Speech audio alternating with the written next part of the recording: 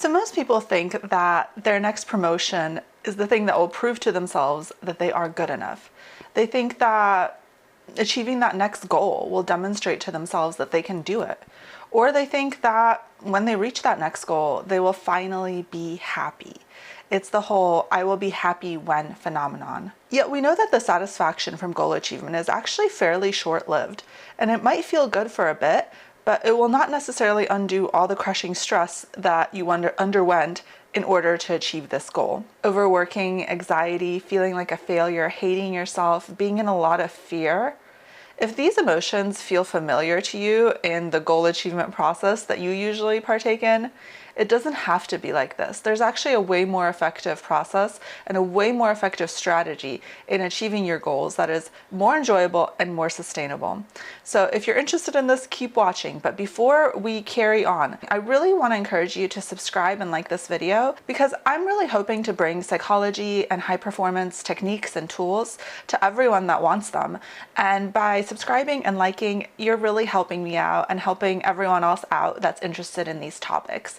So go ahead and subscribe and like, and I hope that other people like you can find these videos in an easier way. So have you ever stepped back and asked yourself why you overwork and yell at yourself like a drill sergeant in your head?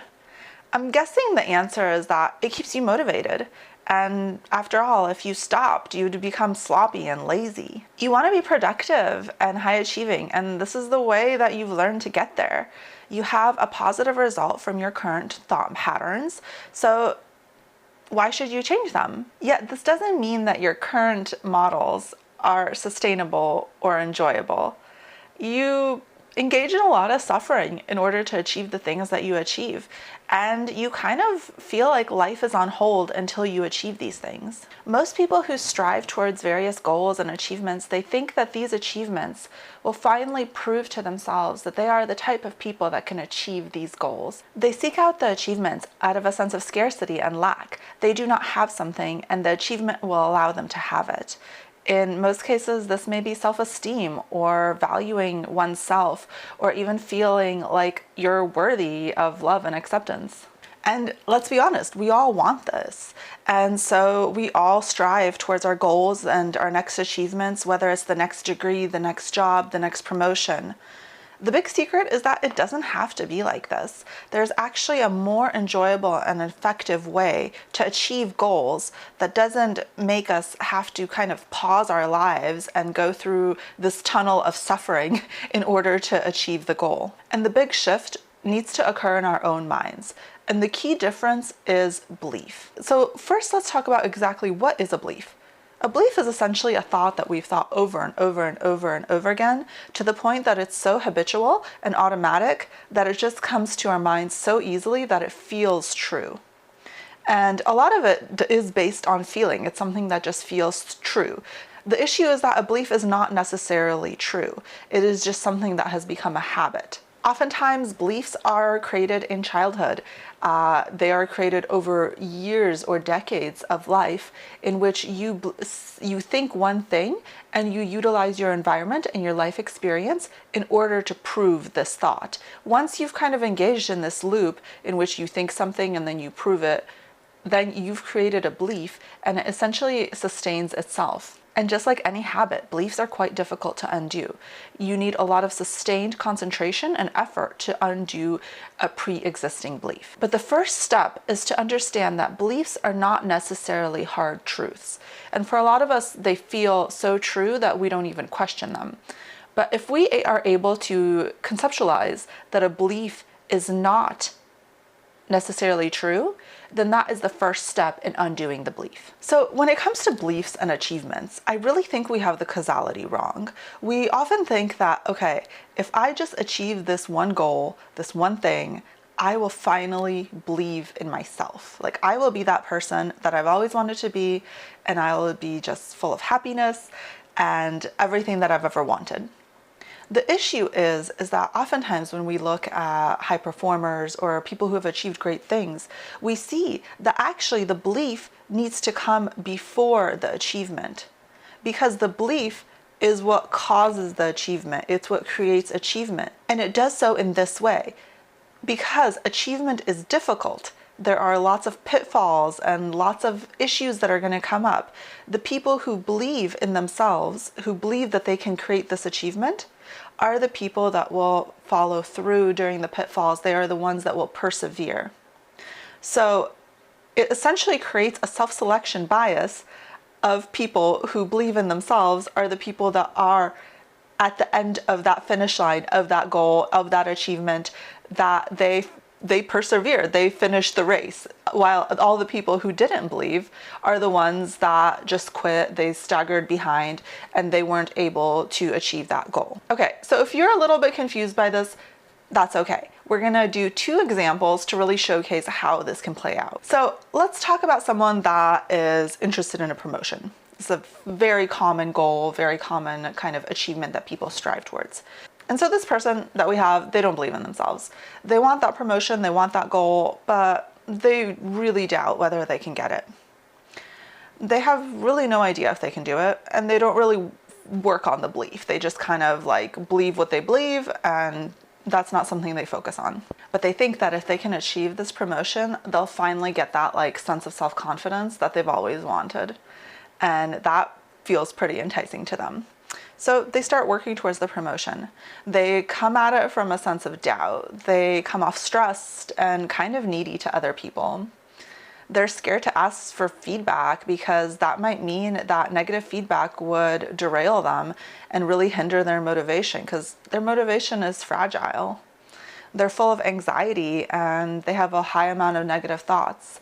And this may even result in inflammation in their bodies. They just don't feel great. They even have trouble sleeping. As a result, several studies prove this, when we don't sleep well, we crave more sugar, more high-calorie foods. And so they, eat more sugar, and this drives the kind of inflammation cycle deeper. More high sugar processed foods, more inflammation.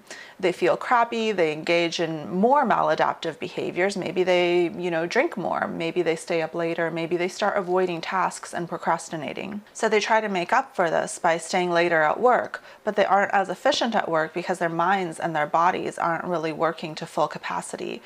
And therefore their cognitive functions start to decline, and their work just isn't to the same level that it would normally be, and it takes them much, much longer to achieve their tasks, to actually do their tasks. And they're in a state of physical and mental stress. They're unable to really engage in long-term thinking, so they keep up with these band-aid solutions until they give up or they just burn out.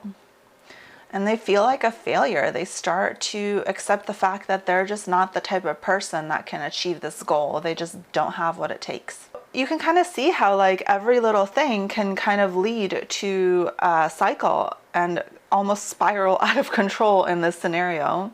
And so let's look at the other scenario. Let's look at someone that has that pre-existing belief, and this is what they work on in relation to their goal. So if this second person that we're using as our example, they start their goal by really believing that they can achieve it. And this is what they work on. They practice this belief every day. They try to think thoughts that are encouraging to themselves. And they come off as relaxed in their interactions. They would slowly and deliberately build connections and work towards their goal because they do not have a sense of scarcity or urgency, because they already know they're going to achieve the goal. And people like being around them. They're fun and they're calm, and people like fun and calm. So this person gets invited to more events and more functions where they can leverage their connections and their network. And so their stress levels are low. Therefore, their inflammation is low for this person. They sleep better at night. They are able to engage in more long-term thinking, actually utilize their executive function because they are not always in that fight or flight sympathetic response. And they don't really engage in maladaptive behaviors because they don't need to. They are able to think more clearly. Their productivity is sustainable, and they get more work done in the same amount of time. And if they reach a roadblock on their way to the goal, they don't panic. They know the roadblock does not mean they cannot achieve the goal. They know that the roadblock does not mean something is going wrong. It is just part of the journey, and it is part of the process. And they see it as a challenge that they can overcome. And they are able to sustain higher levels of positive emotion, which we know is highly correlated with creativity. So their solutions to these obstacles are more creative and more effective. And this person achieves their goal. They might not do it in exactly the amount of time they thought they would, but they felt great while achieving the goal, and they did not diminish other parts of their lives in the process to achieve this goal. So now the big question is, how do we become the second person? How do we achieve goals with sustained well-being and productivity? So the first step is to recognize the times that you don't believe. You have to first really witness all of those little automatic thoughts that we have. And for some people, this might be a lot easier than others. For some, those thoughts run very deep and are more subconscious, and they would take a lot of time and patience to access. This is where working with a coach might be useful, because this can really speed up the process of seeing all of those hidden thought patterns that might be going below the surface, and it's quite difficult to sometimes see them for yourself. And so you notice these completely unhelpful thoughts, these kind of like, I like to call them drill sergeant thoughts, where you think you're helping yourself by yelling at yourself, like saying mean things to yourself, but you're not actually. You need to start realizing that you have no reason to believe these thoughts, and that you can really believe and think whatever you want. It's really about what outcome you want and how you want to feel on your journey to that outcome that's important.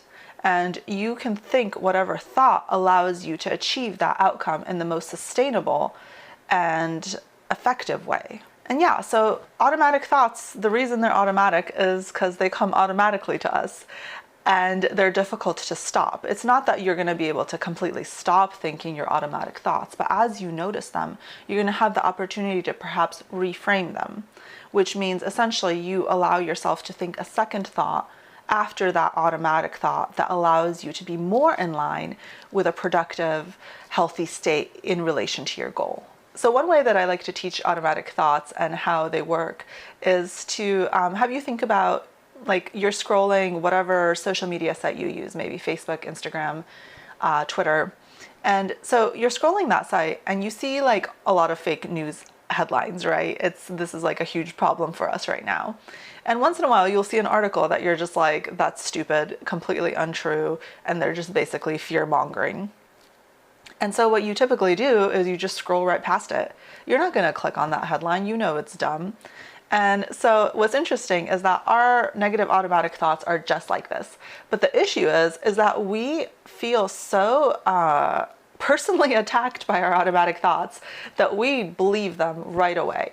It's almost like if you were the person that was scrolling Twitter and you just clicked on all the fake news headlines and you read all of those articles, and you're not the person that does that, but you may be the person that believes your automatic thoughts because you haven't yet realized that you don't have to believe everything that you think. So next time you have these automatic thoughts come into your head, really think about them as if they were a fake news headline and scroll past them. You don't have to engage. It's just a negative automatic thought. It doesn't mean that it's true. As you give your negative automatic thoughts less weight, you will notice that they are really easier to push aside. And you may even start believing things on purpose, like your success in this goal is inevitable. It's not even something that you have to worry about.